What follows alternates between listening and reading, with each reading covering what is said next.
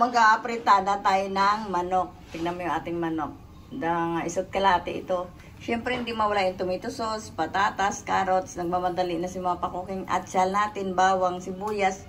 Yung paminta natin, siyempre, hindi mawala. At saka yung ating patis ni mga pakuking. Ayan. O, magigisa na tayo. Mag-i-slice muna para si mga pakuking. Mag-i-slice ako ng patatas at saka no. Pero igigisa na natin itong manok kasi matagal to eh.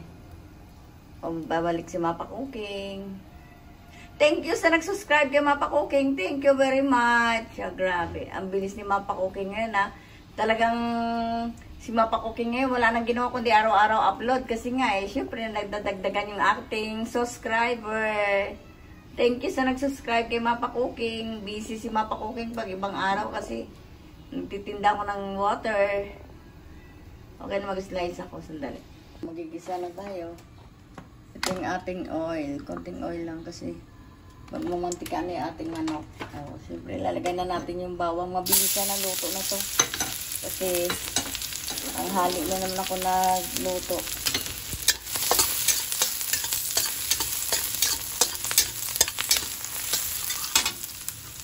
Sibuyas natin. Ganda na natin dyan.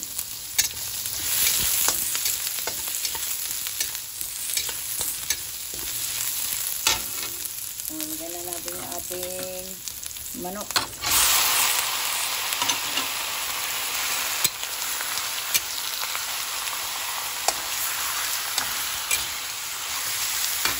Lagyan na natin na patis.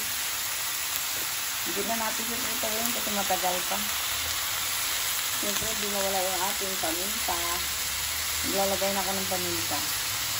May green peas pala yung nakalimutan natin. May mapakutin sa gino may green peas. Mag-i-slice tayo ngayon ng patatas. Haluin na natin. Tignan din na hinaluin yung mapakutin. Kasi nagmadali na. Ay. Okay na. Balikan natin maya-maya. O, tinakipan ni Mapa Cooking yung ating manok kasi baka mamatagalan na naman tayo. Lagyan natin ng laurel para mawala ilang sa.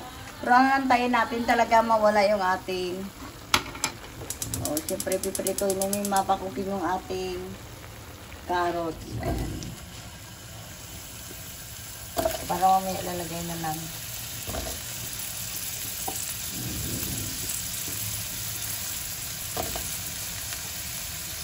Sabay na natin yung ating patatas. Para sabay na naman luto yan.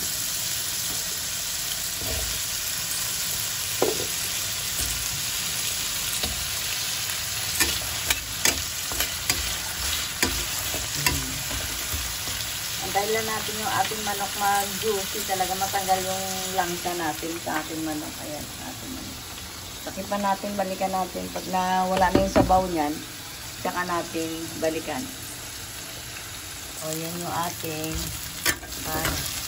pwede na natin lagay yung ating green peas dito. Pirito natin green peas natin. Para marami akong green peas na din. 20 pesos na green peas. Para may kulay lang yung ating apritada. Napakasin din naman. Nahirapan din ito. Hindi ko nalay tanggal sa plastic. Inagasan ko na yan.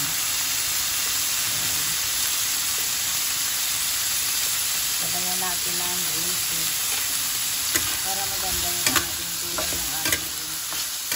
Lagyan natin mamaya.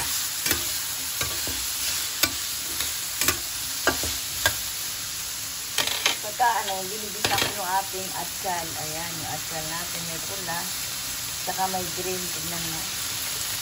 Kahit mahal yung ating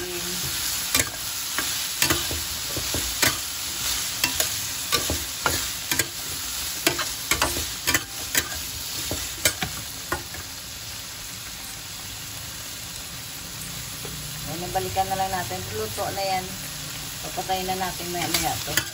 Ihalo na lang natin dito sa ating manok mamaya. Pag nawala na yung ating sabaw-sabawin ng konti. Hindi pa naglalangis yung ating manok eh. Malangsa kasi pagka hindi talaga siya nilabas yung ating juice ng manok. O, pwede na lalagay natin yung ating tomato sauce kasi medyo okay na yung ating manok. Malambot na rin yung ating manok.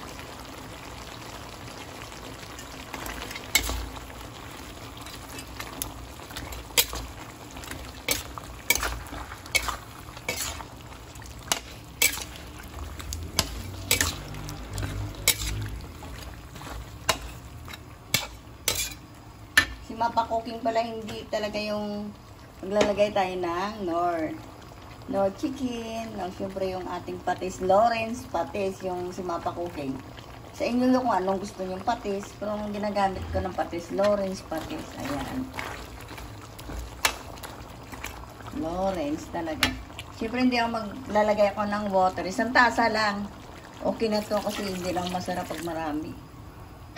O, anantayin na lang natin kumulo. Lalagay natin mamaya yung ating patatas. O, tingnan mo, yummy yung ating ulam. Yum. Saglit lang ni Mapa Cooking. Sabi ko sa inyo, mabilis ako magluto. Sarap. Hindi pa nga na, pero masarap na. Siyempre, si Mapa Cooking, hindi lang yan ang ulam manok. Magugulay ako ng maraming saluyot na may puso. Ang sarap, gagataan natin. Yum talaga. Yun ang gusto ko, paborito ko talaga yung aking puso. Mamaya, papakita ko sa inyo paano maggawa. Konti lang yung puso ko. Paano magawa si Mapa Cooking ng ginataang puso. Mas maraming saluyot, konti yung puso. Ay, apritada naman yung ulam ko ngayon. Parang gusto ko lang kumain ng ng ating, pero pwede na rin to. Lagay na natin yung ating, ayan, andyan na lahat, andyan na rin, wala ganong mantika yung ating green peas at saka yung carrots natin. O, para maluto na siya. Balikan natin maya luto na yan. O, maglalagay tayong pampaalat, lagyan natin ng konting asin. Parang nakulangan ako sa alat yung ating apritadang manok. O, di ba? Kay Mapa Cooking lang yan, apritada. Maraming sabaw. Marami yung ating sabaw kasi kailangan natin sa tao natin maraming sabaw. Okay na yung ating apritada. Antayin ko na lang lumiit ang konti yung sabaw niya. Pero okay na yung lasa.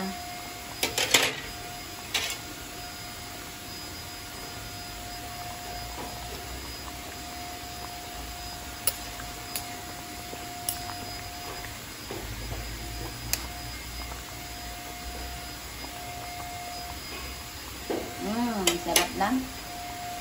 Okay na yung apritada natin. Dahan-dahan na lang yung apoy nito. Okay na.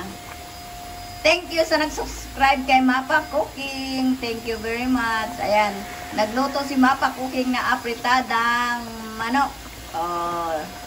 Okay. Antayin ko na lang kumunti yung sabaw. Okay na yung lasa. Okay na yung ating apritadang manok. Okay na yung apritada natin. Naglagay pala ako ng siling labuyo dyan sa apritada natin para kung gusto yung kumain na maanghang, pwede nila sausaw sa patis. Okay na yung ating apritadang manok.